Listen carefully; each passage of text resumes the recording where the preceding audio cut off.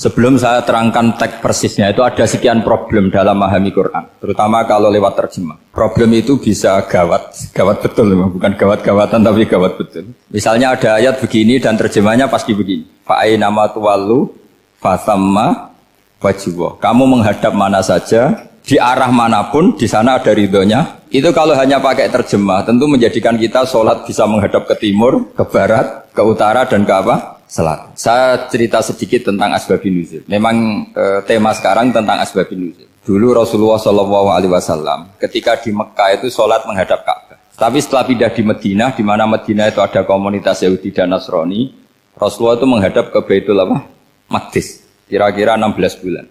16 sampai 17 bulan. Semua riwayat itu kisarannya hanya 16 sampai berapa? 17 bulan. Sehingga orang Yahudi itu bilang begini, Muhammad ini baiklah, meskipun dia membawa agama baru, tapi kiblatnya masih ikut kita, masih baik kan. Setelah 16 bulan, Nabi diperintahkan Allah untuk menghadap ke Ka'bah. Fawal liwajhaka syatrul masjidil haram.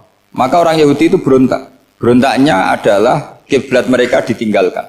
Cara berpikir orang Yahudi itu kiblat mereka ditinggal. Sehingga mereka bilang, mawallahum an qiblatihim allati kanu 'alaiha. Apa yang menjadikan umat Islam berpaling dari kiblat Baitul Maqdis. Kemudian mereka provokatif betul. Ini perlu diperjelas. Provokatif. Bilang begini. Inna Muhammadan tahayyara fi din. Muhammad ini bingung dalam beragama. Sehingga habis ngomong A, ngomong B. Habis kiblat Ka'bah, kiblat Baitul Maqdis. Sehingga dalam banyak tarikh disebutkan peristiwa kiblat itu terbanyak melahirkan orang murtad. Orang yang keluar dari Islam gara-gara provokasi orang Yahudi. Muhammad tahayyara fi din. Muhammad itu bingung dalam menentukan pilihan apa? Beragama. Kemudian walhasil singkat cerita akhirnya Nabi itu madhep Ka'bah. Apa yang terjadi mukjizat itu adalah bahwa agama ini agama yang mewakili semua agama sebelumnya yang masih orisinil. Yaitu Nabi akhirnya berargumentasi Ka'bah adalah kiblat yang asli, yang lebih tua. Terus mereka tanya, buktinya apa? Dijawab oleh Quran, fihi ayatum bayyinatum maqamu apa? Ibrahim. Ka'bah bukti tertua adalah di situ ada makam Ibrahim. Makam itu jejak kaki. Ya kalau bahasa Indonesia makam itu kuburan. Kalau dalam bahasa Arab makam itu jejak apa? Jejak kaki. Sehingga diketahui oleh sejarah dibuktikan di situ ada jejak kaki siapa? Nabi Ibrahim. Sementara nisbatnya Baitul Maqdis itu adalah kepada Nabi Musa dan Nabi Harun. Yang ini adalah turunan dari Nabi siapa? Ibrahim. Hikmahnya apa? Begini, sebagai bukti bahwa Baitul Maqdis pernah menjadi poros Islam atau poros Tauhid, maka Nabi Muhammad pernah disuruh menghadap ke Baitul Maqdis. Buat inget-ingetan kalau ini pernah menjadi poros apa? Tahu. Tapi tetap tua-tuaan masih tua apa? Nah, kenapa tua Ka'bah tadi? Karena Ibrahim adalah Abul Anbiya, bapak dari para. Dan di situ ada jejak kakinya. Fihi ayatum bayyinatum maqam. Bukti itu belum cukup. Dibuktikan lagi bahwa Ismail kecil itu hidupnya di Ka'bah. Kita tahu sa'i baina Safa wal Marwah adalah karena Siti Hajar sedang mencari apa?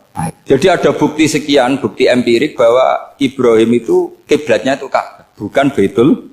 Sehingga ada kata-kata fihi ayatum bayyinatum maqamu Ibrahim. Nah, tanpa ngerti asbabun nuzul, kamu akan mengartikan fa'aina ma tuwallu fasamma wajhullah itu salah. Karena di situ kamu menghadap mana saja, maka di situ ada ridhonya Allah.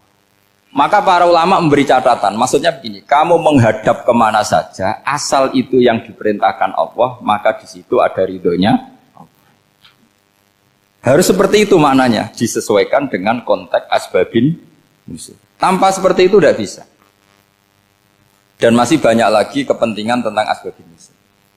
Jadi problem sekarang adalah banyak mufassir yang hanya mengartikan dari terjemah. Itu bahaya sekali.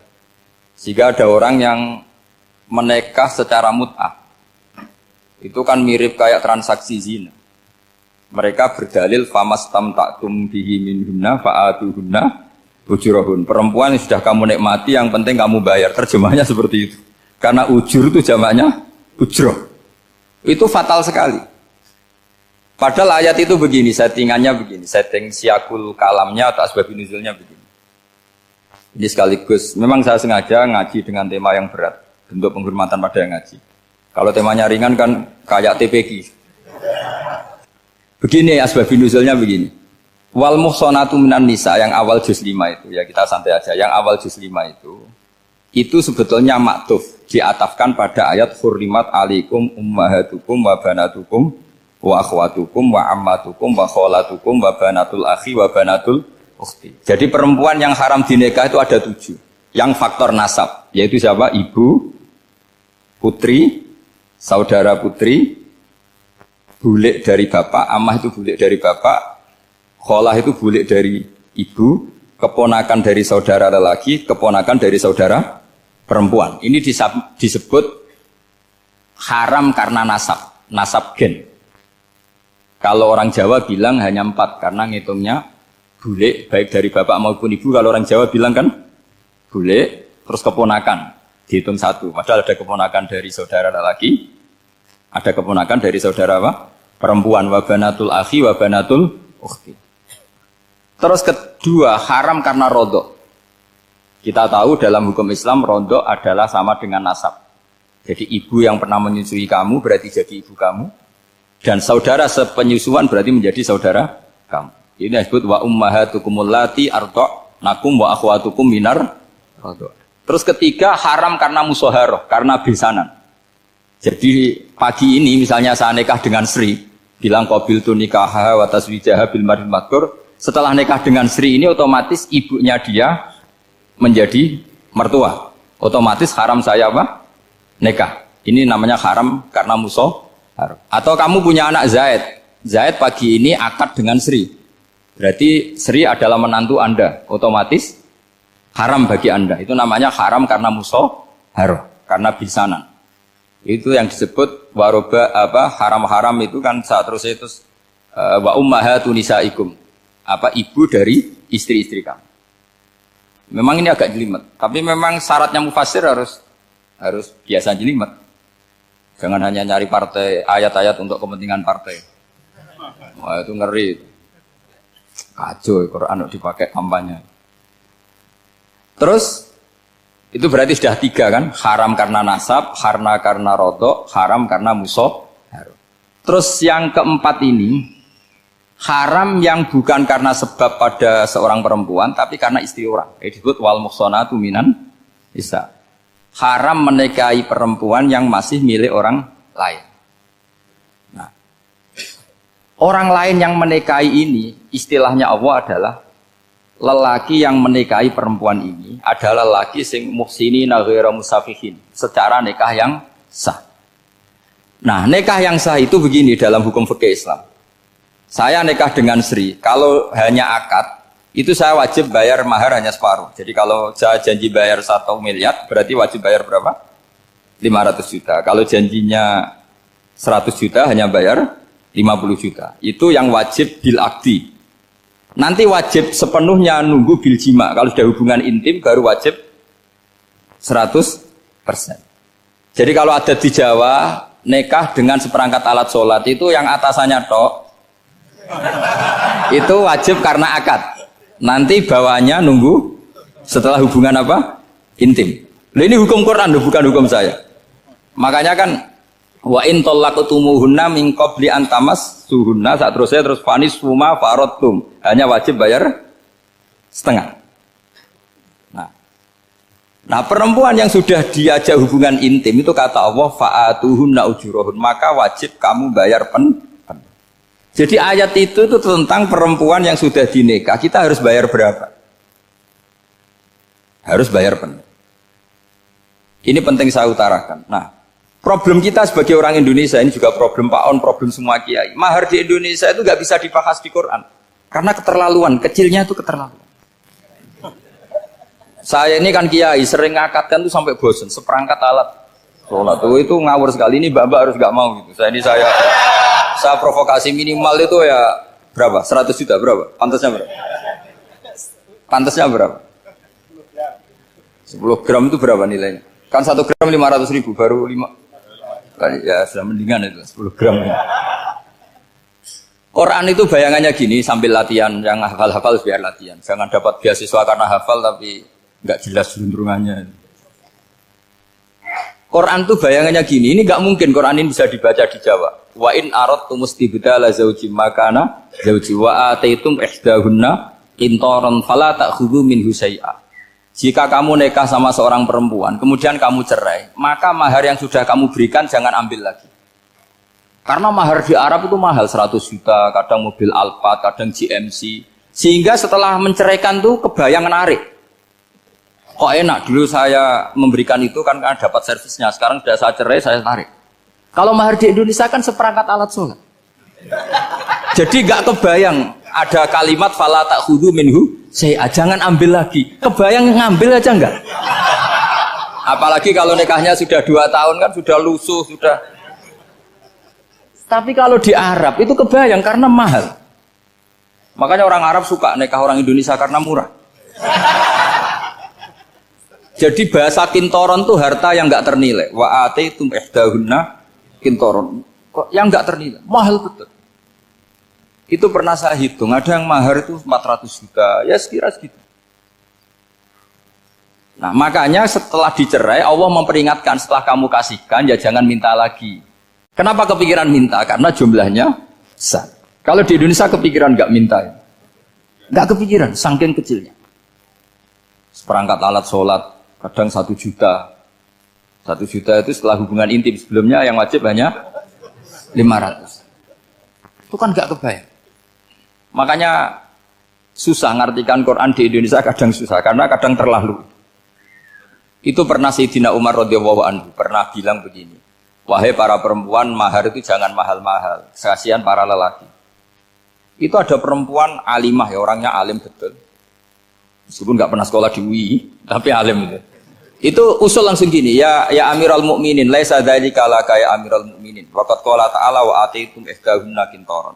Kamu hanya seorang Amiril Mukminin, tidak berhak bikin aturan pembatasan mahar. Allah saja tidak batasi. Kenapa kamu batasi? Sehingga dulu yang namanya nikahnya Sulaiman Agung atau Jamaluddin siapa Ratu Agung, kalau hadiah ya sampai tas mahal itu. Ini kan dari bahasa Arab mumtaz mahal. Mumtaz itu istimewa, mahal itu tempat. Dia punya istri yang sangat dicintai, dikasih hadiah mumtaz mahal. Terus ilat Jawa jadi apa? Tas mahal. Itu sama Mujid Ulil Albab kalah. Itu kalau cerai kan kepikiran minta lagi. Dikasihkan yang baru. Tapi kalau di Indonesia tidak mungkin karena apa tadi? Seperangkat alat sholat. Begitu nyari yang murah lagi. Yang bagus kitanya, bungkusnya yang bagus. Nah, maka nggak mungkin kita maknani Quran tanpa mengenal yang bernama asbabin. Karena makna ayat itu bisa kacau kalau kita tidak tahu asbabin. Yaitu kayak tadi makna fa'ina ma tuwallu fasamma wajhuhu. Itu maknanya kan kamu menghadap mana saja, boleh saja di sana ada ridhonya Allah. Berarti kan bisa ke timur, ke selatan, ke utara, ke barat. Itu bahaya betul. Sehingga kata ulama harus mengkaji asbabin supaya porsi ayat ini sampai semana jauhnya itu kita tahu. Tanpa tahu itu tidak bisa. Begitu juga menyangkut kiblat. Sekarang saya tanya, kemarin kan ramai dulu di Kemenak, kiblat semuanya diukur dengan GPS, terus beberapa masjid dikomentari salah. Karena diukur pakai apa? GPS. Kalau dalam bahasa falak disebut yaumarosdil kiblat. Memang bisa diilmun. Tapi pertanyaannya begini, dari awal Allah ngendikan fawalli wajhaka syatral masjidil haram. Kamu yang penting sholat itu menghadap masjid. Masjid itu ya bangunan. Sehingga kata Ibnu Abbas yang diriwayatkan banyak ulama mengatakan al-Ka'bah kiblatun li ahlil masjid wal masjid kiblatun li ahlil haram wal haram kiblatun li ahlil masyriq wal maghrib. Jadi kalau orang di dalam masjid, kiblatnya harus Ka'bah. Di luar masjid, kiblatnya asal bangunan Masjid Haram. Tapi di luar sini, kayak di Indonesia, boleh semua tanah. Kenapa begitu? Kata Ibnu Abbas, karena Quran turun bilisanin Arabiyyin mubin. Jadi kalau orang Jogja, kalau mau ke Jakarta, arahnya kemana? Barat. Itu sebetulnya ketika Anda ke barat itu persis Jakarta, apa bisa saja pasnya itu Pangandaran. Tapi orang itu akan bilang kalau ke barat ya ke Jakarta. Meskipun presisi Anda tepatnya di Pangandaran. Nah kiblat seperti itu, asal orang menghadap ke barat itu orang sudah bilang ke kiblat. Gak usah sedetail misalnya harus pas Ka'bah. Saya pernah debat sama tim ahli Kemenak. Gak bisa Gus, sekarang ada GPS harus tepat Ka'bah. Terus saya bilang gini, kalau teori Anda benar, berarti semua masjid luasnya maksimal 16 meter. Ka'bah itu luasnya hanya 16 meter. Berarti Masjid Ulil Albab yang pojok sana sama pojok sana, kira-kira itu ya sudah tidak kena Ka'bah. Kalau harus tepat, Ka'bah itu kan diameternya hanya 16 sampai 18 kalau nggak salah. Berarti semua masjid kalau ingin tepat Ka'bah harus pas 16. Kalau terlalu luas pilihannya harus cekung. Kan jadi aneh. Makanya saya itu sering Pak, dulu saya ini biasa debat fikih. Kalau di tradisi pesantren namanya Basul Masail. Saya punya teman yang paling kurang ajar, yang paling saya kenang dalam sepanjang sejarah. Dulu itu kalau debat fikih itu ya seru. Kalau aturan fikih kan gini, soft paling baik itu kan soft pertama. Baru kedua, baru ketiga. Yang paling keren kan soft awal, soft. Terus teman saya bilang gini Pak, ya kalau gitu gini aja Gus, desain masjid itu memanjang utara selatan.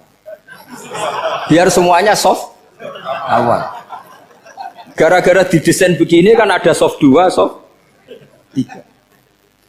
Apa susahnya? Kita bikin mulai awal supaya masjid itu memanjang utara apa? Selatan. Supaya semuanya soft awal. Ya kalau ada hukum ya diimplementasikan dalam desain bangunan katanya. Jadi. Itu kan kacau. Terus akhirnya saya jawab, lalu setelah begitu yang paling afdol siapa? Yang dekat imam. Ya sudah, bikin cekung saja kalau gitu. Artinya gini ya, beragama itu yang sehat. Jadi beragama itu berdasar riwayat. Berdasar riwayat, pernah ada ulama yang ngitung Madinah menghadap Ka'bah itu ya tidak pas. Pernah dihitung pakai GPS. Kiblat Madinah ke Ka'bah itu ya tidak pas. Tidak seperti yang pernah dianjurkan Kemenak. Karena apa? Agama ini ngikuti bilisanin Arabiyyin.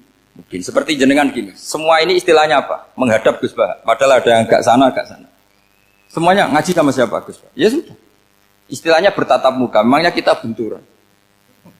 Ini bahasa, jadi seperti ini semua namanya apa? Berhadap. Padahal ada yang agak samping. Ka'bah juga gitu, sebenarnya tidak se-ekstrim yang dibayangkan orang-orang. Cuma kalau bisa tepat, ya kita harus tepat. Tapi tetap saja tidak perlu 16 meter. Fa'aina ma tuwallu fathamma wajhullah itu artinya menghadap. Menghadap itu menghadap arah. Makanya Allah tidak dawuh fawalli wajhaka nahwal Ka'bah tapi fawalli wajhaka syatrul Masjidil Haram. Jadi ini penting saya utarakan supaya kita familiar dengan istilah-istilah Quran. Istilah Quran itu gampang sebenarnya. Kalau kita kaji itu gampang. Problem kita tidak pernah mengkaji. Jadi semuanya asing. Kalau kita mengkaji itu gampang sekali. Saya punya sekian cerita betapa pentingnya mengkaji Quran. Harun ar-Rasyid itu dinasti Bani Abbasiyah. Itu pinter sekali. Ada seorang ustadz yang agak ekstrim. Itu datang ke Harun ar-Rasyid. Ya Amirul Mukminin, inni nasihun laka famusaddidun alaika. Fala tajidanna alayya fi nafsika syai'an. Saya mau nasihati kamu tapi saya mohon jangan masukkan hati. Karena nasihat ini penting. Tapi saya akan keras, vulgar. Akan keras, kritik saya akan keras karena Anda sebagai Amirul Mukminin tidak pedes. Apa kata Amirul Mukminin Harun ar-Rasyid? Uskut ya Ustadz. Nah, sebagai riwayat uskut ya jahil, kamu itu Ustadz bodoh, tidak usah banyak omong. Terus kita, kenapa saya bodoh? Terus dibacakan ayat faqula lahu qaulal layyina la'allahu yatadzakkaru aw yakhsha. Inna Allaha ta'ala qad arsala man huwa khairun minka ila man huwa syarrun minni. Wa ma'adzalika qala ta'ala faqula lahu qaulal layyina. Allah pernah menugaskan seorang yang lebih baik ketimbang kamu, yaitu Musa dan Harun. Musa dan Harun adalah seorang nabi. Kepada orang yang lebih buruk ketimbang saya, yaitu Fir'aun. Itu saja etikanya faqula lahu qaulal layyina. Kamu kalau ngomong yang halus, yang baik, yang berperadaban, kok kamu sama saya mau kasar? Akhirnya ustadznya ternyata pinter kamu, yes pinter aku. Jadi semudah itu. Allah itu menugaskan orang yang lebih baik ketimbang kamu, yaitu Nabi Musa, kepada orang yang lebih buruk ketimbang saya, yaitu Fir'aun. Itu saja ada etikanya. Kok kamu sama saya mau tambah etika? Mau main kasar hanya karena kamu merasa nasihat Anda benar? Jadi gampang sekali memahami Quran. Tapi lagi-lagi memang bagi ahlinya. Tapi ini saya bantu supaya sampean jadi ahli apa? Quran. Meskipun ngajinya sebulan sekali. Sudah sebulan sekali tidak punya kitabnya, sudah. Jadi ulama dulu kalau belajar Quran itu gampang sekali. Saya berkali-kali cerita, yang kitab saya baca di rektorat namanya Syajaratul Ma'arif. Itu kalau cerita bikin judul itu enak sekali. Babuna fil ibad bikulil bilad. Bab seseorang di mana saja hidupnya harus bermanfaat. Terus dalilnya itu hanya mengutip makalahnya Nabi Isa, wa ja'alani mubarakan ainama kuntu. Ciri utama seorang nabi apa? Saya di mana-mana adanya berkahi orang lain. Jadi berkah bagi orang lain. Maksudnya tidak jadi problem bagi orang lain. Artinya kamu hidup entah di Jogja seperti Pak Ono orang Jember, saya orang Rembang. Hidup di Jogja manfaat, di Jember ya manfaat, di mana-mana manfaat. Saya pernah di Korea seminggu ya manfaat. Saudara kita TKI yang di Korea ya manfaat, di sana bikin masjid, bikin apa. Karena ngendikane Allah menceritakan Nabi Isa siapa? Wa ja'alani mubarakan ainama kuntu. Saya adalah orang yang di mana-mana berkah. Artinya manusia eksistensinya harus seperti itu, hidup di mana saja berkah. Gampang sekali memahami Quran. Pernah Imam Syafi'i ditanya, kalau kamu nggak kehilangan air atau nggak ada air di satu daerah, cari-cari dulu sampai nggak ketemu. Setelah nggak ketemu air, baru kamu boleh tayam. Imam Syafi'i ditanya, apa dalilnya harus mencari dulu? Kalau nggak ada air ya langsung tayamum saja. Kenapa harus nyari-nyari dulu? Jawabnya Imam Syafi'i itu gampang sekali. Qala ta'ala falam tajidu ma'an. Kemudian kamu tidak menemukan air. Di mana-mana tidak menemukan setelah mencari. Kalau belum mencari namanya tidak tahu. Kan ayatnya kan falam tajidu ma'an. Kemudian kamu tidak menemukan air. Tidak menemukan tuh nyari dulu apa langsung ambil sikap? Nyari dulu baru kesimpulannya tidak ketemu. Kalau belum pernah nyari namanya tidak tahu. Segampang itu ulama dulu memahami Quran karena konstruksinya utuh. Yaitu mereka tahu betul bahwa Quran itu bilisanin Arabiyim. Ketika Futuhat Syam. Syam dulu itu dikuasai tentara Romawi. Era Sayyidina Umar Futuhat. Yerusalem dikuasai tentara Islam. Itu awal Sayyidina siapa? Umar radhiyallahu anhu. Ketika Futuhat mau ada pesta besar-besaran. Tapi Umar menolak. Ketika menolak, kenapa Anda menolak? Beliau hanya baca ayat innallaha ta'ala ayyara qauman faqala adhabtum thayyibatikum fi hayatikumud dunya. Allah itu mengkritik satu komunitas kaum yang zaman di dunia menghabiskan semua kenikmatan. Maka kita tidak perlu syukuran besar-besaran. Jangan-jangan jatah kita di akhirat kita habiskan di dunia.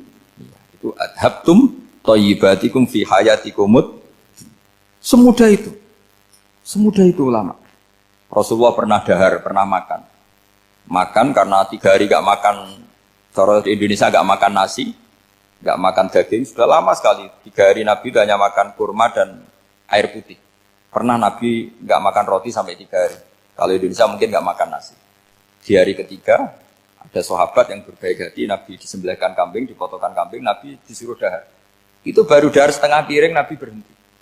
Ketika ditanya, setengah piring itu kan sudah kuat. Untuk sholat, untuk apa sudah kuat. Ditanya, ya Rasulullah kenapa berhenti? Bukankah engkau tidak makan ini 3 hari? Nabi menjawab, walatus alunna yauma idzin anin naim. Semua nikmat yang saya rasakan nanti ada pertanggungjawabannya. Makanya saya tidak ingin banyak-banyak. Wah itu kalau diterapkan di sini nggak populer. Makanya saya tahu gayanya ngaji Quran itu nggak siap dengan konsep-konsep Quran ini. Jadi segampang itu orang dulu. Nah karena apa ya itu tadi? Mereka tahu asbabun nuzul. Quran itu diturunkan dalam konteks apa? Lafat ini arahnya kayak apa? Mutlak muqayyadnya kayak apa? Muhkam mutasabihnya kayak apa? Nasah mansuhnya kayak apa? Nah sedikit saya cerita ini mungkin contoh terakhir supaya agak lama-lama nanti bingung kalau lama. Yang bingung ya saya. Bingung cara memahamkan. Jadi kalau guru itu kan bingung cara memahamkan. Kalau murid bingung cara memahami. Nggak tahu tingkat kebingungannya sama. Kalau guru itu bingung cara memahamkan. Kalau murid bingung cara. Jadi ini pertemuan 2 kelompok bingung. Yang satu bingung cara memahamkan, yang satu bingung cara. Kalau orang ekstremis bingung cara merusak suasana. Itu nggak benar itu. Ada loh. Rasulullah itu nabi. Itu paling pusing yang ngadepi orang-orang yang ekstrim. Karena apa? Cara berpikir itu lompatannya itu nggak tertib. Jadi Nabi itu cara berpikir itu kecerdasan nubuah. Sementara orang ekstrim cara berpikir itu kecerdasan nafsu. Bukan kecerdasan manusia. Kalau manusia masih baik nafsu. Misalnya begini, kalau dalam tradisi nubuah itu. Saya dengan Pak Anu berteman lama. Mulai tahun 2000 berapa. Itu kalau Pak Anu bertamu ke saya, harusnya tidak usah tak kasih makan. karena sudah dekat. Tapi kalau kenalan baru itu dikasih makan, disangoni. Jadi Nabi itu perilakunya agak unik. Akhirnya ada orang yang cara berpikir itu dangkal. Ya Rasulullah ini tidak fair. Yang iman lama tidak diservis, yang iman baru diservis. Cara berpikir Nabi begini. Orang Ansor itu kan sering memberi Nabi. Perjuangannya Nabi ditopang orang apa? Ansor. Donatur lah, kira-kira orang Ansor itu donatur. Donatur itu keren. Karena donatur itu artinya al-yadul ulya khairum minal yadis. Sehingga ketika Nabi sudah menguasai negara, menguasai Mekah Madinah, sudah futuhat. Itu orang Ansor tetap gak diservis. Yang diservis Nabi itu orang-orang baru masuk Islam, disebut wal mu'allafati qulubuhum atau Islam mu'allaf.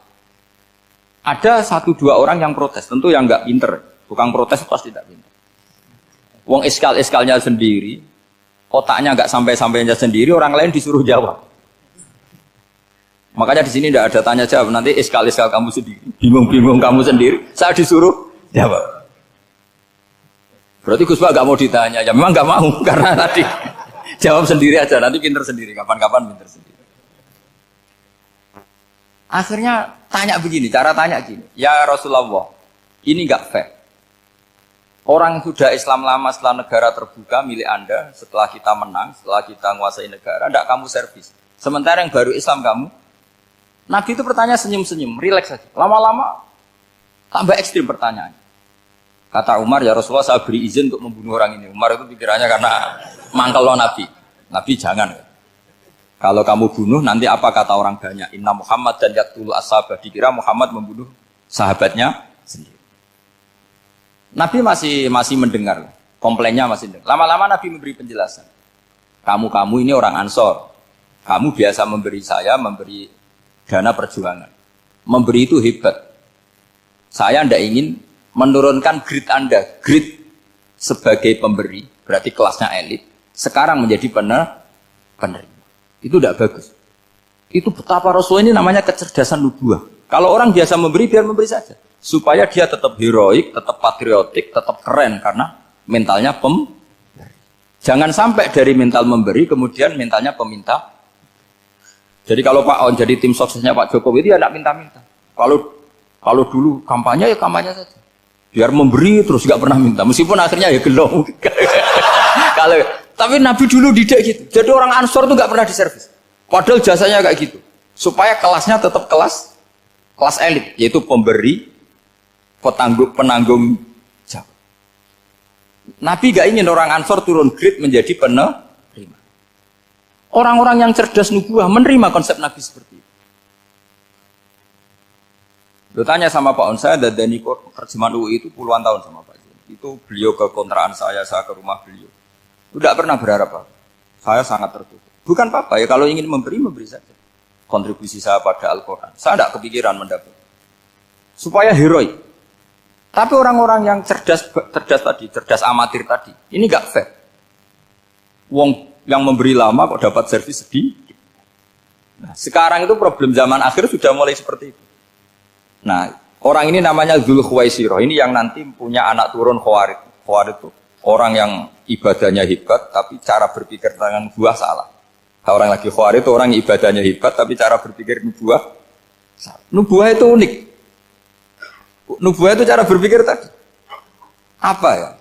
Melihat sesuatu yang benar biar benar terus itu. Yaitu tadi, mental memberi itu ya biar memberi terus, tidak usah di-share. Maka ketika Abu Bakar jadi khalifatul Rasulullah, itu ada sistem kepegawaian. Itu gajinya Umar yang sudah Islam lama, gajinya Abu Bakar yang sudah Islam lama. Itu sama Abu Sufyan sama, padahal Islamnya Abu Sufyan baru setelah Fathu Mekah, kira-kira baru setahun. Terus diprotes sama orang-orang, ini Islam lama kok gajinya sama Islam yang baru setahun kok sama. Kata Abu Bakar, fadailuhum indallah. Mereka punya kelebihan Islam lama itu indallah. Nanti balasannya biar surga. Kalau di dunia sesuai profesinya. Artinya profesi kalau penjaga kantor ya berapa, kalau dosen berapa, pokoknya ya sudah. Dan itu diterima oleh sahabat. Semuanya nerima konsep itu. Era Umar agak dibalik. Abu Sufyan kira-kira gajinya 1 juta, yang lainnya yang menangi Nabi mulai awal gajinya 10 juta. Ditanya, ya Umar, kenapa ini jadi rubah seperti kebijakan Abu Bakar, tidak seperti Abu Bakar? Jawabnya Umar lucu. Fa la usawwi baina man qatala Rasulullah wa baina man qatala ma'a Rasulillah. Demi Allah saya tidak akan pernah menyamakan orang yang dulu merangi Rasulullah yaitu Abu Sufyan dengan orang sing selawase dari ana Rasulullah yaitu Sayyidina Ali dan sebagainya. Ini penting. Artinya ketika gajinya orang saya seperti Ali radhiyallahu anhu itu tinggi itu bukan karena lamanya Islam, tapi karena lamanya iman. Jadi mulai dulu ijtihad itu ada dan dulu dia biasa saja. Karena tadi ada kecerdasan nubuwah. Saya ulang lagi, ada kecerdasan apa? Sekarang itu kecerdasan tomak atau kecerdasan nafsu. Itu kalau sampai ngaji kitab tasawuf, itu bab bakhil itu tidak ada. Menurut kitab tasawuf, medit itu tidak ada, kikir itu tidak ada. Yang ada itu tomak. Tomak itu berharap dikasih orang lain. Sampai pernah enggak bilang kalau artis-artis di Jakarta kikir? Tidak pernah kan? Karena kamu tidak pernah ingin diberi. Tapi kalau kamu punya pacar karena kenal tidak pernah ditraktir, oh pacar saya kikir. Karena kamu ingin diberi. Pernah enggak kamu ngukumi orang lain kikir? Yang enggak kenal? Padahal tidak pernah memberi kamu. Apa kak? Karena kamu tidak pernah ini.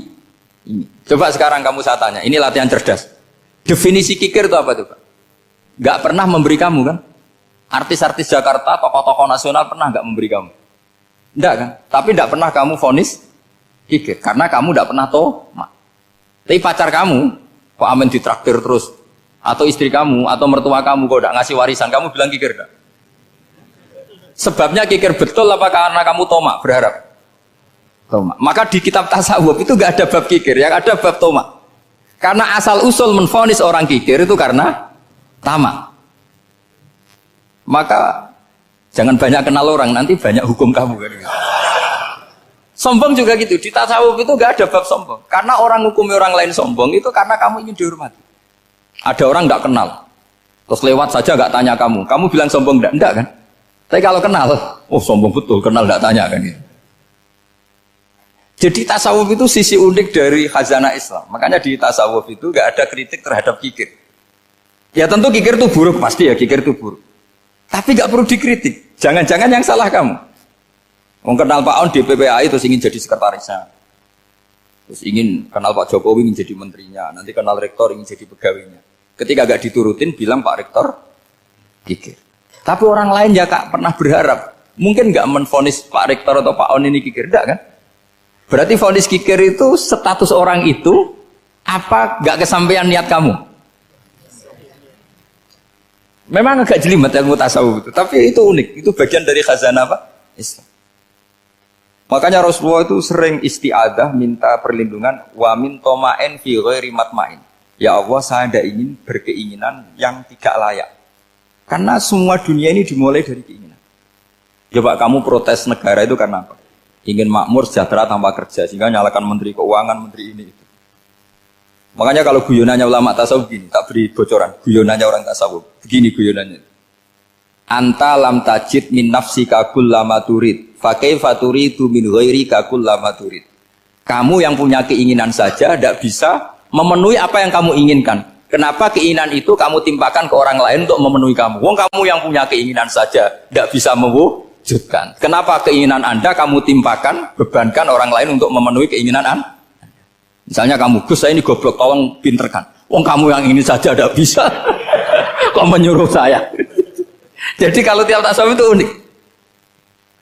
Seperti kamu mencintai istri tulen, itu ingin kan dicintai istri tulen. Kamu sendiri kan nggak bisa cinta tulen, masih pelengahan sana sini.